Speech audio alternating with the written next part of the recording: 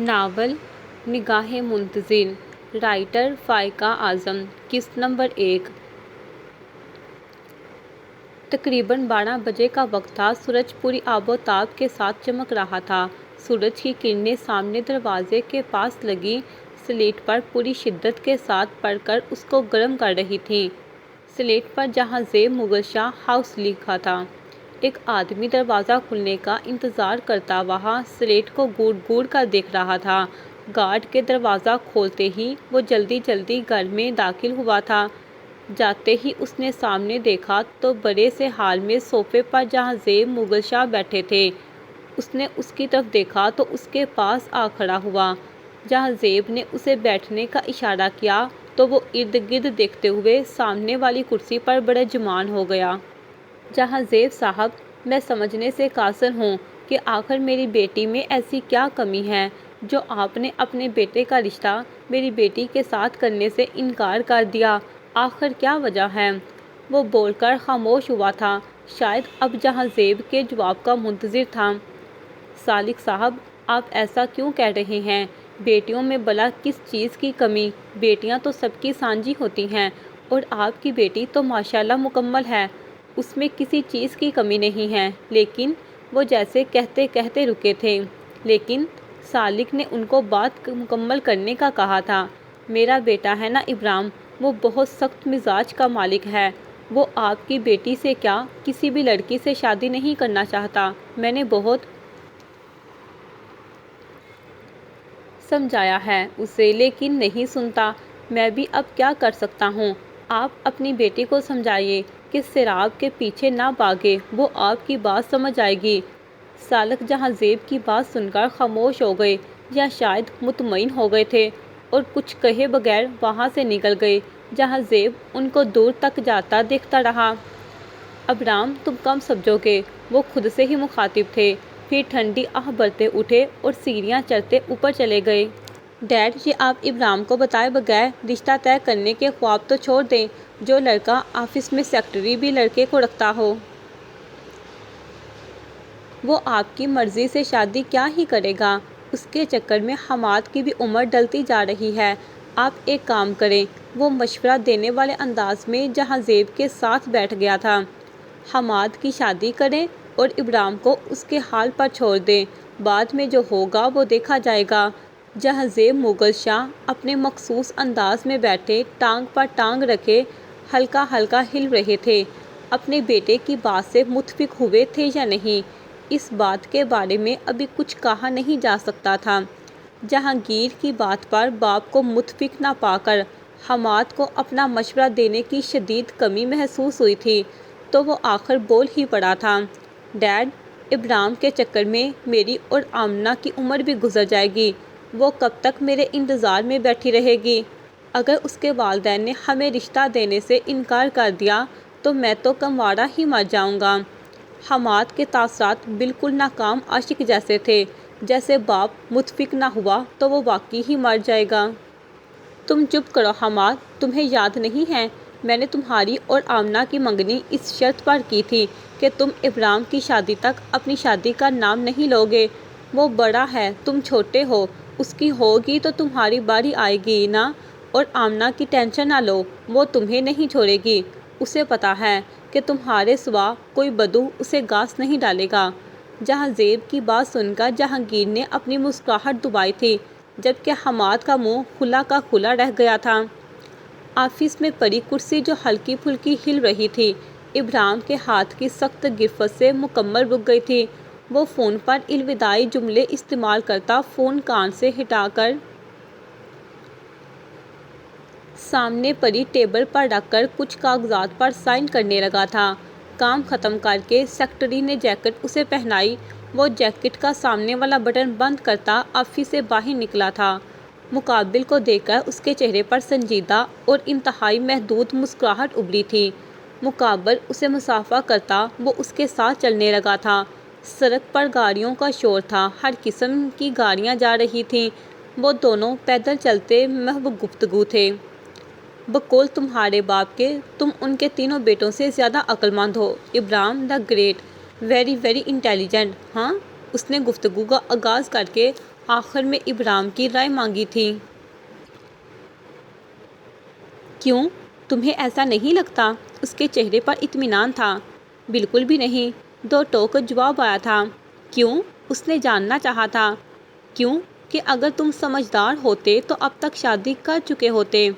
یامین نے سامنے دیکھتے ہوئے جیبوں میں ہاتھ ڈالا تھا۔ اوہ، تو تمہارے نزدیک اس دنیا میں ہر 26-27 سالہ مرد جو شادی شدہ ہے وہ سمجھدار ہے؟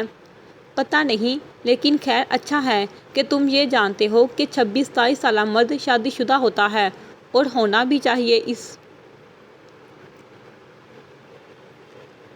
اس نے آخری جملے سے خود ہی اتفاق کیا تھا۔ میری بات میں اپنا پوائنٹ نکالنا بہت اچھے سے جانتے ہو تم۔ ابرام نے ستائشی نظروں سے پامیر کو دیکھا تھا۔ لیکن خیر، ایک ہی ٹاپک، ایک ہی ڈسکشن، مجھے شادی کے لیے راضی کرنے کی کوشش کر کر کے تھکتے نہیں ہو تم؟ وہ تو جیسے خود ہی اکتایا ہوا لگ رہا تھا۔ تم بھی تو مجھے منع کرتے نہیں تھکتے، تو پھر بھلا میں ایسے کیسے ہار مان لوں، تھک جاؤں؟ اس نے جتایا تھا۔ سڑک پر چلتے دیووں کی آمد کی ہوا ان کے چہروں کو پرسکون کرنے میں اپنا حصہ ڈال رہی تھی۔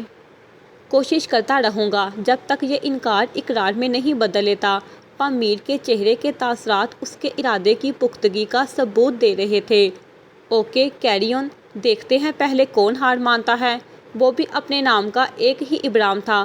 ہر بڑھتے قدم کے ساتھ سورج غروب ہو رہا تھا۔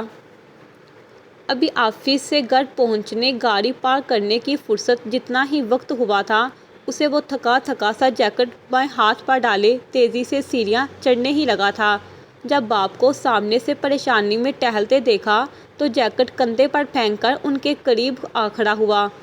بابا، از ایوری تھنگ از الرائٹ؟ اس نے تجسس سے پوچھا تھا۔ بیٹا، تم شادی کر لو، انداز میں بے بسی تھی۔ کم آن ڈیڈ، وہ تقریباً چیخا تھا۔ کیا کم آن؟ ہاں، وہ سوالیہ انداز میں اس سے مخاطب تھے۔ آپ ہر روز ایک ہی بات کر کے تھکتے نہیں ہیں؟ تم روز روز منع کر کے تھکتے نہیں ہو؟ انداز دو ٹوک تھا۔ بابا، کیا مسئلہ ہے آپ لوگوں کا؟ آفس میں جانے سے پہلے آپ نے شادی کی بات کرنی ہوتی ہے۔ آفس جا کر جو ریسٹ کا ٹائم میں پامیر کے ساتھ گزارتا ہوں، وہ اس سارے ٹائم میں شادی شادی لگا رہتا ہے۔ آفس سے واپس آؤں تو پھر شادی شادی ٹاپکس شروع ہو جاتا ہے۔ رات کو سونے سے پہلے بھی آپ شادی کی جو ہدایات ہیں دینا نہیں بھولتے۔ اب تو مجھے لگتا ہے کہ یہ گھر میں سب کا فیورٹ ٹاپک ہے، ابرام کی شادی۔ اس نے جیسے اندازہ لگایا تھا۔ اس کا اسپیکر اتنا اونچا تھا کہ حماد اور جہانگیر بھاگے بھاگے آئے تھے، اور لیلا کچن میں چائے کے ساتھ مختلف قسم کی دعاؤں کا ورد کر رہی تھی۔ مجھے لگتا ہے دنیا میں بس ایک یہی کام رہ گیا ہے کرنے کو، تو باقی سارے کام ختم ہو گئے ہیں۔ وہ آخر میں تھک کر سامنے سے جھولتے پلنگ کو حرکت کرنے سے وہیں روک کر اس پر بیٹھ گیا تھا۔ حماد کی شادی تمہاری وجہ سے نہیں ہو رہی۔ جہاں زیب شاید بات ختم کرنا نہیں چاہ رہے تھے۔ تو پھر کیا ہوا؟ ابھی عمر ہی کیا ہے اس کی؟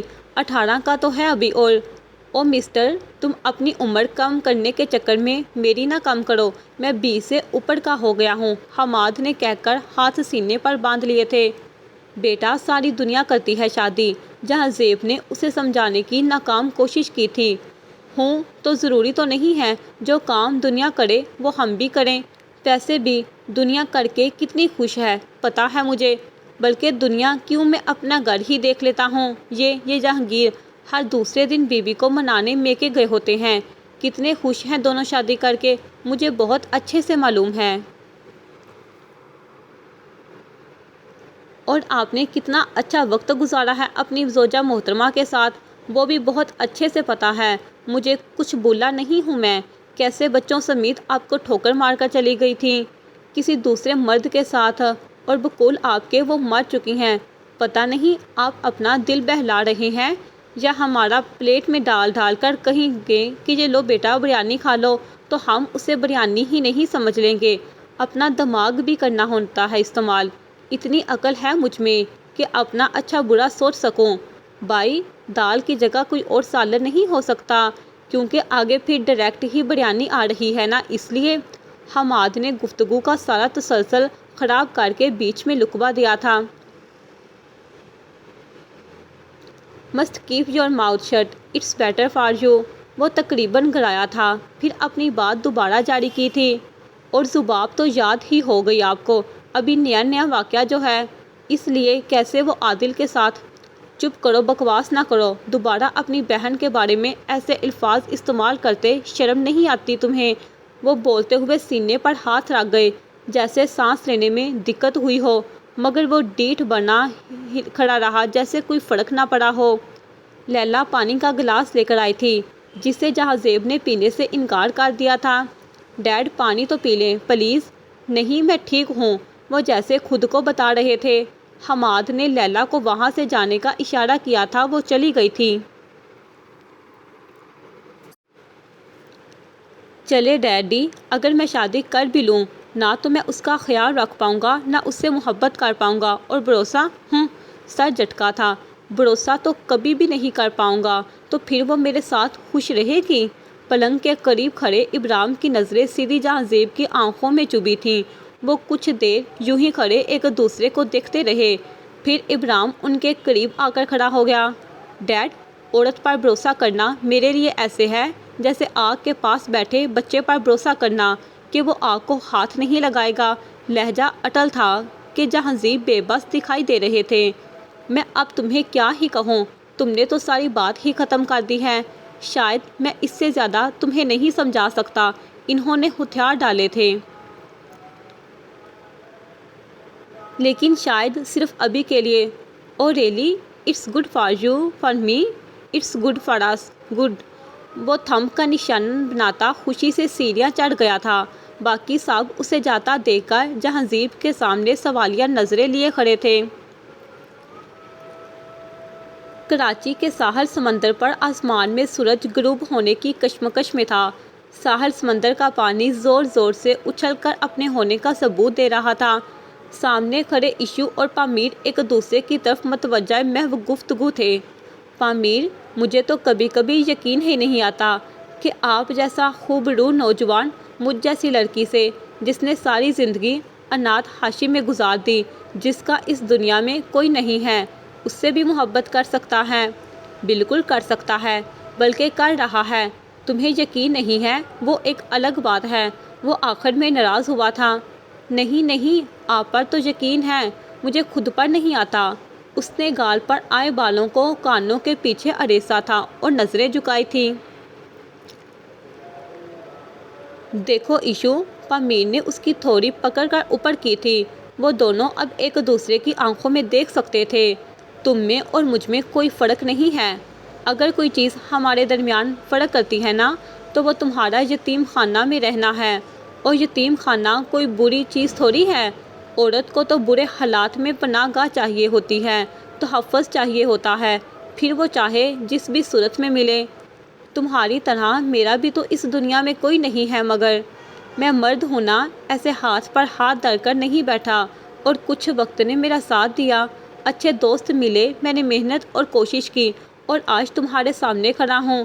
اور آج پامیر تم سے ایک وعدہ کرتا ہے، تمہیں ساری زندگی خوش رکھوں گا اور تم سے محبت کا اعتراف کرتا رہوں گا۔ پامیر تم سے محبت کرتا ہے، پامیر تم سے محبت کرتا تھا، اور پامیر تم سے محبت کرتا رہے گا۔ اب بتاؤ، میری بات پر یقین آ گیا یا نہیں؟ پامیر نے گہری نظریں اس پر جمائے اس کے جواب کا انتظار کیا تھا۔ ایشوا نے اس بات میں سر ہلایا تھا اور نظریں اٹھا کر دیکھا تو پامیر کی آنکھوں میں سچائی کے سوا کچھ نہیں تھا۔ وہ بھی ہلکا سا مسکرا دی۔ ایک وعدہ آج میں بھی کرتی ہوں۔ ایشوا آپ کی ہے، ایشوا آپ کی تھی، اور آپ ہی کی رہے گی۔ پامیر کہکا لگا کر ہنس دیا تو وہ حیران ہوئی۔ کیا ہوا آپ کو؟ یقین نہیں آیا؟ ایسی بات نہیں ہے، تمہارے منہ سے نکلا تو ہر لفظ سچا لگتا ہے۔ تمہارے پامیر کو جھوٹ بھی بولو گی نا تو سچ لگے گا۔ وہ دائیں بائیں دیکھ کر بات کر رہا تھا۔ لیکن میں کبھی بھی آپ سے جھوٹ نہیں بولوں گی، اور آپ کا ساتھ کبھی نہیں چھوڑوں گی۔ پامیر نے اس کی آنکھوں میں دیکھا تو جہاں بڑھ کی اداسی چھائی تھی، وہ اسے تسلی دیتا اس کی گال پر گرا آنسو اپنی 4 انگلیوں سے صاف کر گیا تھا، جس پر ایک اداس مسکان اس کے چہرے پر برقرار تھی۔ چلو نا، ساتھ چلتے ہیں سمندر کے کنارے تک۔ کنارے پر دیکھیں گے کنارہ کون کرتا ہے۔ ابراہیم کرسی پر بیٹھ کر لیپ ٹاپ گود میں لیے ٹانگیں ٹیبل پر سیدھی کیے کام کرنے میں مصروف تھا۔ صاحب آپ کو بڑے صاحب بلا رہے ہیں، نیچے کھڑے انتظار کر رہے ہیں آپ کا، کہیں جانا ہے شاید۔ اچھا تم جاؤ میں آتا ہوں۔ لیلا کے جانے کے بعد وہ کچھ دیر اسی پوزیشن میں بیٹھا رہا، پھر لیپ ٹاپ بند کر کے سیڑھیاں اترتا نیچے آیا تو سامنے کھڑے باپ کو دیکھ کر رک گیا۔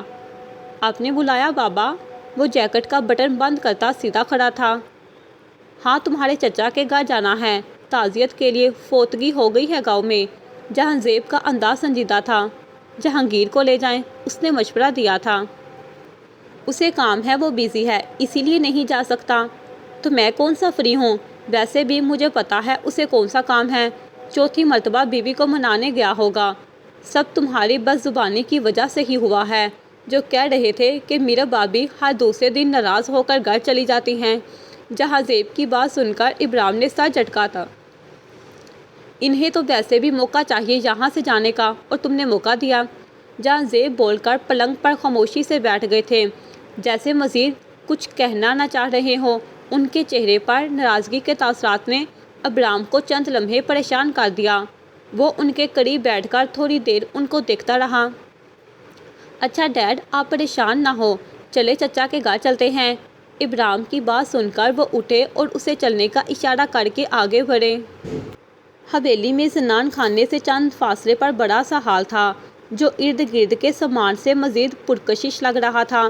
سامنے پڑے بڑے بڑے صوفے جو نہایت نفاست سے سیٹ کیے تھے، ان پر ابراہیم اور راز کے والد برجمان تھے۔ ارد گرد ملازمین کی چہل پہل جاری تھی۔ سامنے دربار میں پڑی بڑی سی کرسی پر اورنگزیب اپنی زوجہ محترمہ کے ہمراہ بیٹھے تھے۔ ابراہیم کے علاوہ سب گفتگو میں مصروف تھے، جبکہ وہ تو اچھا خاصا بیزار لگ رہا تھا۔ یہ زندگی تو اسی کی دی ہوئی ہے، جب چاہے واپس لے لے۔ خیر تم سناؤ، ہماری بیٹیاں کیسی ہیں؟ ستارہ کی پڑھائی کیسی چل رہی ہے؟ جہانزیب اپنے دائیں جانب بیٹھے ابراہیم کی حالت سے اچھی طرح واقف تھے، پھر بھی نظر انداز کر کے مزید گفتگو کے لیے گویا ہوئے۔ ٹھیک چل رہی ہے لالا، اللہ سائیں کا بڑا کرم ہے۔ سرکار بلاؤ گوری کو، اس کے تایا آئے ہیں۔ اورنگزیب نے اپنے ہمراہ بیٹھی زوجہ کو اشارہ کیا تو وہ آواز دینے لگی، خوبصورت بیٹا تیرے تایا آئے ہیں، آ کے مل لے۔ اچھا اماں سائیں ابھی آئی۔ مقابل کی آواز سے تسلی ہوئی تو سب دوبارہ گفتگو میں مصروف ہو گئے۔ خوبصورت ابراہیم نے سر جھٹکا۔ اس کی بڑبڑاہٹ جہانزیب کے کانوں تک پہنچ چکی تھی۔ کرتے اسے خبردار کر گئے۔ ابراہیم کا سنجیدہ چہرہ مزید سنجیدہ ہو گیا۔ تھوڑی دیر بعد کالی شلوار قمیض میں ملبوس لڑکی گوری رنگت میں چمکتی ہوئی ہال میں داخل ہوئی۔ دوپٹہ دونوں پہلوؤں سے اٹک کر ناک پر رکھا تھا۔ یہ چہرہ چھپانے کی شاید سرسری سی کوشش تھی۔ جی اماں سائیں، وہ الجھن میں دوپٹہ نیچے کرنا بھول گئی تھیں۔ بیٹا تیرے تایا جان آئے ہیں، سلام کر، اور یہ نقاب تو نیچے کر، ماں نے جیسے تنبیہ کیا تھا۔ او معذرت تایا جان، کیسے ہیں آپ؟ وہ دراصل باہر مرد آ جا رہے تھے تو وہ کہتے کہتے رکی۔ کیسی ہے میری گوری؟ باپ کے اس قدر میٹھے لہجے پر ابراہیم، جو کتنی دیر سے نظریں زمین میں گاڑے بیٹھا تھا، جیسے سارا سرمایہ اس زمین میں ہی آ بسا ہو، مزید سیدھا ہو کر شیو کھجانے لگا تھا، مگر سامنے کھڑی لڑکی پر نظر ڈالنا بھی اس نے گوارا نہ کیا تھا۔ میں ٹھیک، آپ کیسے ہیں؟ الحمدللہ۔ ستارہ کیسی ہے؟ وہ نہیں آئی؟ کہاں ہے؟ جہانزیب کا آخری جملہ اورنگزیب نے دوبارہ دہرایا تھا۔ وہ بھی کچن میں ہے، شرماتی ہے بھائی جان سے، اس لیے نہیں آئی۔ اس کا اشارہ ابراہیم کی طرف تھا، جس پر سب ہنس دیے، جبکہ ابراہیم کو اب نظریں اٹھانی ہی پڑی تھیں۔ وہ بے خبری سی کھڑی ہلکا ہلکا ہنس رہی تھی۔ دوپٹہ بے دہانی میں کندھوں پر گرا تھا، جس میں ریشمی بالوں کی ایک خوبصورت جھلک نظر آ رہی تھی۔ ابراہیم کچھ پلوں کے لیے جیسے منجمد ہو گیا۔ نظریں پلٹنے سے انکاری تھیں۔ وہ دوپٹہ ڈھونڈنے کی کشمکش میں سر کی پشت پر ہاتھ پھیر رہی تھی۔ وہ ٹھیک کہتا تھا تیرے بارے میں، خوبصورت ہے، وفادار نہیں ہو سکتا۔ وہ خود کو سمجھاتا غصے سے لال پیلا ہو رہا تھا، پھر انگلیاں باہم پھنسا کر پہلے والی پوزیشن میں بیٹھ گیا تھا۔ ارے بیٹا، یہ تو خود خواتین سے بڑا عاری ہے، ستارہ کو کہو نہ شرمایا کریں۔ جی ٹھیک ہے، اب میں جاؤں؟ وہ اجازت طلب کرتی آخری نظر ابرام پر ڈال کر ہال سے نکل گئی تھی۔ بابا، میں نے شادی کے ٹاپک پر بات کرنے سے منع کیا ہے، آپس میں بات کرنے سے نہیں، جو آپ لوگ اتنے خاموش ہیں۔ ڈائننگ ٹیبل پر میرب کے علاوہ سب موجود تھے، مگر مکمل خاموشی تھی، کیونکہ جہاں زیب ناراض تھے، وہ کسی قسم کی بھی لڑائی اب گھر میں نہیں چاہتے تھے، اس لیے بات کرنے سے گریز کر رہے تھے۔ ہمارے پاس شادی کے علاوہ بات نہیں ہے کرنے کو، اگر کرنی ہے تو شادی کے بارے میں بات کرو، باقی ساری باتیں اس کے بعد ہوں گی۔ جہاں زیب نے گردن دائیں بائیں موڑی اور ابرام کے تاثرات کو مکمل اگنور کیا۔ بابا، بیوی کو ہینڈل کرنا بہت مشکل ہے۔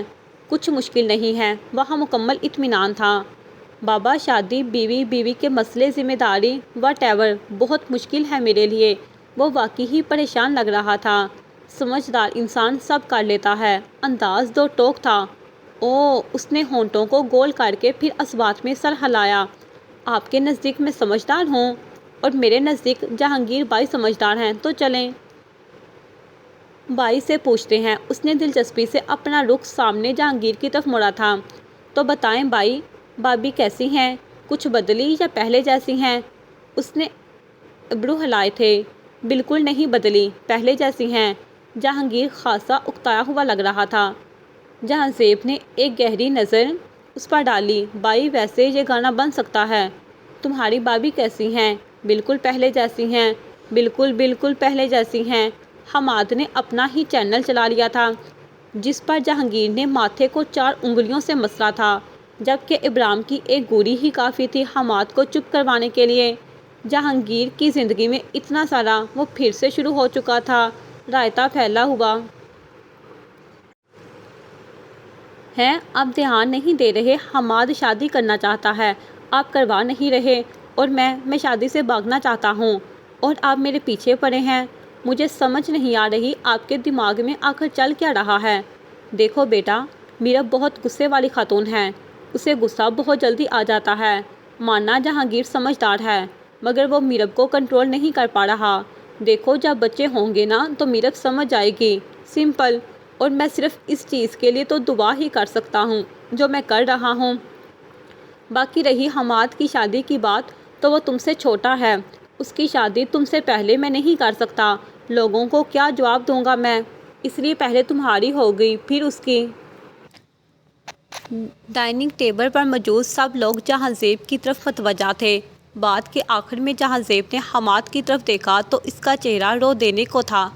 دیکھو ذرا، دیکھو، اپنے اس معصوم بھائی پر ہی رحم کھا لو، شادی کر لو تاکہ اس کی بھی باری آ جائے، تمہارے چکر میں برا ہو رہا ہے۔ جہاں زیب نے جیسے آخری حربہ آزمایا تھا۔ معصوم، اور یہ معصوم کی سپیلنگ بھی پتہ کیا ہے اس کو؟ معصوم، کچھ بھی وہ منہ میں بڑبڑاتا وہاں سے نکل گیا تھا۔ ڈائننگ ٹیبل پر مکمل خاموشی تھی۔ زباب ڈریسنگ کے سامنے کھڑی پورے کنسنٹریٹ کے ساتھ مسکارا لگا رہی تھی۔ جب موبائل کی بیل پر اس کی تو جب مسکارا لگانے سے ہٹی، موبائل آن کیا تو وہاں 2 میسیجز تھے۔ گھر آؤں تو کھانا بنا ہوا ہونا چاہیے، میرے ساتھ میرے کچھ دوست بھی ہوں گے، تو اس حساب سے کھانا تیار کرنا۔ وہ میسیج پڑھ کر ہونٹوں کی اوپرلی سطح پر شہادت کی انگلی رکھے کھڑی رہی، پھر غصے سے موبائل بیڈ پر دے مارا۔ ایک نظر ڈریسنگ ٹیبل کے شیشے میں اپنا عکس دیکھا تو سلکی بالوں کو سیدھی مانگ سے الجھ کر الٹی میں تبدیل کیا۔ نوکرانی کو چھٹی دے دی ہے، اور کھانا بناؤ اس صاحبزادے کے لیے۔ اس کا سارا موڈ خراب ہو چکا تھا، مگر یہ تو طے تھا کہ کھانا اسے ہی بنانا تھا۔ وہ آستینوں کو فولڈ کرتا تیزی سے سیڑھیاں اتر کر مڑا تھا جب حماد کی آواز پر رکا۔ ضروری بات کرنی ہے۔ اس کا انداز انتہائی بے پرواہ تھا۔ تمہیں دیکھ کر لگ نہیں رہا ویسے کہ ضروری بات کرنی ہے؟ ابرام نے ضروری کو خاصا دبایا تھا۔ بھائی دیکھیں، یہ جو کہاں سے شروع، سٹاپ اٹ، مجھے جانا ہے، وہ کہہ کر آگے بڑھا تو حماد نے پھر پکارا، بات تو سن لیں۔ انداز میں کوئی تبدیلی نہیں آئی تھی۔ پہلی بات، اس نے ہاتھ کی انگلی کھولی تھی، میرے پاس وقت نہیں ہے۔ دوسری بات، تمہاری بات فضول ہی ہوگی، اور تیسری بات، میں شادی کے موضوع پر کوئی بات نہیں کرنا چاہتا، انڈرسٹینڈ؟ وہ کہہ کر حماد کی طرف پلٹا تو وہ انتہائی توجہ سے ابرام کی بات سن رہا تھا۔ بھائی، اور چوتھی بات؟ وہ مصروف سا کھڑا پوچھنے لگا۔ پہلے 3 دماغ میں گھسا لو، چوتھی پھر بتاؤں گا۔ یہ 3 تو نہیں گھس سکتی، اس نے بیچارگی والا منہ بنایا تھا۔ تو پھر چوتھی کیوں پوچھ رہے تھے؟ ابرام حیران تھا۔ آپ کا وقت ضائع کرنے کے لیے۔ دیکھیں، آپ چاہتے تھے وقت ضائع نہ ہو، مگر ہوا۔ میری فضول بات سننے کے لیے ابھی تک ٹھہرے ہوئے ہیں۔ رہی شادی کی بات تو وہ بھی انشاءاللہ، اس نے پورے جوش سے کہا تھا، ہو ہی جائے گی۔ ابرام گھور گھور کر اس کو دیکھے گیا اور وہ گنگناتا ہوا اوپر چلا گیا۔ یہاں کس کو پرواہ تھی؟ رضوان، جاؤ مجاہد کو بلاؤ۔ وہ غصے سے پاس کھڑے جہانگیر کو ایک نظر دیکھتا رضوان سے مخاطب تھا۔ یار، ہو جاتی ہیں مسٹیکس، جانے دو۔ کتنی بار جانے دو؟ اور دیکھ نہیں رہے یہ کوئی عام سی بات تھوڑی ہے؟ اس کی وجہ سے ساری بنی بنائی فائل کا بیڑا غرق ہو جاتا۔ حرام خور کمینے کہیں کے۔ وہ غصے سے لال پیتا ہوتا منہ میں بڑبڑا رہا تھا۔ اگر اس کی جگہ تم نے لڑکی رکھی ہوتی نا، تو آئی ہوپ کام اب تک مکمل ہو جاتا۔ جہانگیر اسے ہر بار یہ بات کرنا نہیں بولتا تھا۔ سر، وہ مجاہد آج چھٹی پر ہے۔ اوکے، تم جاؤ۔ فی الحال اسے جہانگیر کی خبر لینی تھی۔ تم یہ ہر بار لڑکی والی بات کرنے سے باز نہیں آ سکتے؟ کب تک مجھے ایک ہی مشورہ دیتے رہو گے؟ وہ سامنے پڑے صفحات کو ترتیب دے رہا تھا، شاید غصے میں تھا۔ جب تک تم میرے مشورے پر عمل نہیں کر لیتے، اور مجھے یقین ہے تم ایک دن ضرور کرو گے۔ اس کے لہجے میں یقین واضح تھا اور اطمینان بھی۔ ان یور ڈریمز، اس نے کہہ کر سر جھٹکا تھا۔ تب ہی جہانگیر کے موبائل کی بیل بجی اور وہ پریشانی میں کچھ بتائے بغیر گھوڑے پر سوار آفس سے نکل گیا تھا۔ اسے کیا ہوا؟ وہ جیسے خود سے ہی مخاطب تھا۔ اللہ، گھر میں سب ٹھیک ہو، ایٹ لیسٹ ڈیڈ تو ٹھیک ہوں۔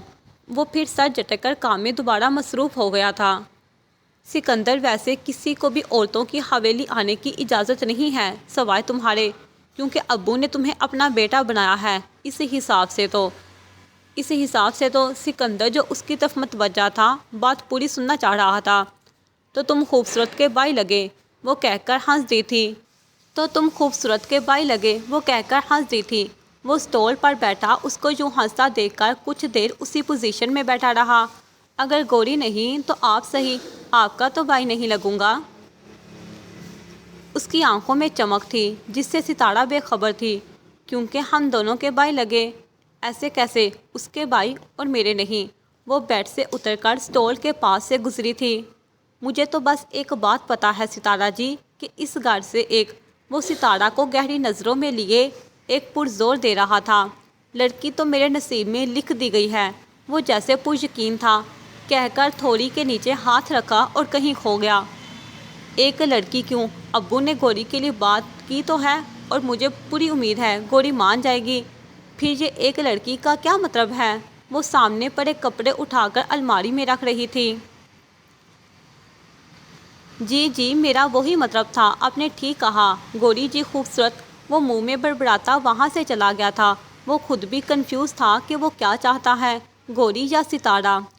لیلا، وہ زور زور سے لیلا کو آوازیں دیتا ارد گرد کچھ تلاش کر رہا تھا۔ لیلا بھاگتی ہوئی آئی اور ابرام کے غصے کو دیکھ کر مزید گھبرا گئی۔ صاحب، کیا ہوا ہے؟ لیلا، یہ جو تم میری چیزوں کو ادھر ادھر کر دیتی ہو نا، میں وہ کہتے کہتے رکا تھا۔ گھڑی کہاں ہے میری؟ وہ بول کر پیچھے ہٹا تھا۔ لیلا آگے ہو کر گھڑی تلاش کر کے اسے تھماتی باہر نکل گئی تھی۔ وہ بھی گھڑی پہن کر سیڑھیاں اترتا نیچے آیا تھا۔ سامنے بیٹھے جہانزیب کو دیکھ کر ڈیرے میرے منہ بناتا ان کے سامنے جیبوں میں ہاتھ ڈال کر کھڑا ہو گیا تھا۔ بابا، آپ پریشان ہیں؟ نہیں پریشان ہوں، میرے دشمن انداز میں طنز شکوہ اور کتنے سارے گلے تھے جو الفاظوں کے ساتھ ساتھ ان کی آنکھوں میں نمایاں تھا۔ بالکل ٹھیک کہا آپ نے، پریشان ہوں آپ کے دشمن۔ ہاں تو پھر ہو جاؤ پریشان، جہانزیب نے کہہ کر سر جھٹکا تھا۔ کیا میں آپ کا دشمن ہوں؟ وہ خاصا حیران تھا۔ کانگریچولیشنز ابرام، تم چچا بننے والے ہو۔ حماد کی سانسیں اتھل پتھل تھیں، اس کی خوشی اس کے چہرے پر واضح تھی۔ اس خبر کو سننے کے لیے اس کے کان بے تاب تھے۔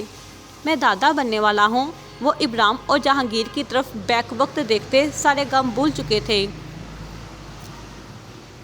یس آف کورس بابا، جہانگیر ڈیڈ بننے والا ہے۔ اور میں چچا۔ ارے واہ، بہت بہت مبارک ہو تمہیں جہانگیر۔ بس اب دعا ہے اللہ بیٹا دے، آمین ثم آمین۔ وہ دعا کے لیے ہاتھ اٹھاتا جج سے منہ پر ہاتھ پھیر گیا تھا۔ شرم کرو بیٹی، اللہ تعالیٰ کی رحمت ہوتی ہے۔ جہاں زیب نے ٹوکنا ضروری سمجھا تھا۔ صحیح تو کہہ رہا ہے، ڈیڈ بیٹی کا کیا کرنا ہے، بیٹا ہو پیارا سا ابرام جیسا۔ ابرام کی جانب دیکھ کر محبت سے پلکوں کو جھپکا تھا۔ بس اس طرح مجھے شادی کے لیے تنگ نہ کریں۔ آخر میں جہانگیر محظوظ ہوا تھا۔ نہیں بیٹا، ابھی تو دیکھتے جاؤ، اپنی اولادیں ہوں گی تو پتہ چلے گا کہ باپ سو فائنلی۔ وہ اتنی زور سے چیخا تھا کہ جہاں زیب نے بات ادھوری چھوڑ کر اسے گھورا تھا۔ میں جانی ابرام فائنلی چچا بننے جا رہا ہوں، سو بائی جان۔ When Bobby's louder speaker is on, then your ability to listen should be turned off. Is that clear? Jahangir نے سامنے کھڑے ابرام کی انرجی دیکھ کر یس سر، بالکل اسی کے انداز میں یس سر کہا تھا۔ Okay done. ارے بابا آپ سمجھے میں پریشان ہی ہوں، وہ جاتے جاتے اعلانیہ انداز میں کہہ رہا تھا، جس پر جہاں زیب نے سر جھٹکا تھا۔ یہ کبھی نہیں سمجھے گا۔ جہاں زیب بے بس دکھائی دیے تھے۔ انتہائی بے رحمی سے کاٹے گئے پیاز جو بے حد کوشش کے بعد بھی موٹے موٹے کٹے تھے، اپنے کاٹنے والے کے پھوڑ ہونے کا ثبوت دے رہے تھے۔ وہ فل تیز گیس پر رکھے پتیلے میں 2 فٹ کے فاصلے سے گھی ڈال رہی تھی، جو ڈالتے ہی وہ جھٹکے سے پیچھے ہوئی تھی۔ چہرہ میک اپ سے پاک تھا۔ وہ غصے سے اپنے نازک سفید ہاتھوں کو دیکھتی بالکل رو دینے کو تھی، لیکن فی الحال رونے کا وقت نہیں تھا۔ تب ہی دروازے کی بیل بجی اور دل انتہائی زور سے دک دک کرنے لگا۔ کانپتے ہاتھوں سے دروازہ کھولا تو سامنے عورت ہاتھ میں ایک برتن پڑے جس میں کھانے کا کوئی سامان تھا، زباب کو مسکراہٹ لیے دیکھ رہی تھی۔ آؤ بیٹھو۔ وہ دروازہ بند کر کے اسے صوفے پر بیٹھنے کا اشارہ کر رہی تھی۔ کچھ بنا رہی تھی آپ؟ سمیل آ رہی ہے۔ عورت نے چند سانس اندر کھینچے۔ کھانا بنانے کی ناکام کوشش کر رہی ہوں۔ لہجہ بالکل رو دینے والا تھا۔ اگر آپ کہیں تو میں مدد کر دوں، میں ساتھ والے گھر میں کام کرتی ہوں۔ یہ آپ کے لیے کھیر لے کر آئی ہوں، بڑی بی بی جی نے بیچی تھی۔ ہاں ہاں ضرور، پلیز میری مدد کر دو۔ وہ گال پر آئے آنسو کو ہاتھ کی پشت سے صاف کرتی اس کے ہاتھ سے کھیر پکڑ چکی تھی۔ پھر وہ دونوں کچن میں چلی گئی تھی۔ جاری ہے۔